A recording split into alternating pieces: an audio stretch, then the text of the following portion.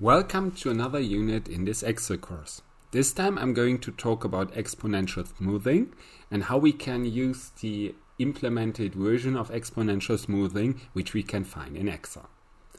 Well, the downside to this is, maybe if you've read a little bit into exponential smoothing, you might have heard that there are three different versions: simple, double and triple exponential smoothing. And Excel by itself only allows for single exponential smoothing. So if you want to run a double or triple version, so if you want to run Holt-Winters method, you actually have to do this by hand. Only for the single version does Excel provide any additional help. And this only if you go to data, and with data then activate here before the data analysis or analytical toolbox. So if you don't see this with your part, you need to go to your add-in menus. And in the add-in menus, you can actually activate data analytics, data analytical toolbox. Well, if we want to use the corresponding function, we can click on this, go down here to exponential smoothing. Click OK. Then he wants to have an input range. So here I already have an input range. And he wants to have a dampening factor. Here we can first start with a relatively small dampening factor. So let's try 5%. Then, aside from the input range, we also have to define an output range. So here you could either select whole range, or you can simply tell him the first value where to start. In this context, I always recommend start one period before your first observation. Why? You will see in a moment. And then here I can click OK, and this is my smooth data set. And here you directly see more or less why I did move this one to the left, because the first period is not estimated. I have a missing value here. Well, I want to have the missing value in the end, not in the beginning, so that they more or less align.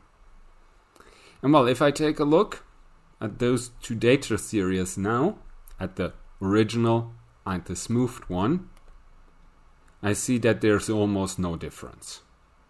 Why is this the case? Because I selected a very small smoothing factor. If you recall, I had a smoothing factor of 5%, so this is very little. So if you want to smooth this a bit more, you could go and select a larger dampening factor or smoothing factor. Let's say we try 0.85. So instead of 5%, 85%. Select a different output range, one a bit further down. Click OK, and get this data set. Well, this looks a bit smoother. So let's take a look how the three compare to each other. Again, I'm just generating a line graph here. And I see that's the first two. So series 1, the blue one, is the original data set. The red one, that's the second one with the small dampening factor. And this one, the third one, that's the one with the larger dampening factor. And here you see, whereas they are still fluctuating quite a lot, with a large dampening factor, this is relatively smooth, describing more or less the wave from the beginning till more or less till the end. So this shows the general trend. It's not directly reacting to the large parts here so far, just gives like more or less the general overall trend on this. That's the basic idea behind exponential smoothing. Consider more or less the overall trend in all of this.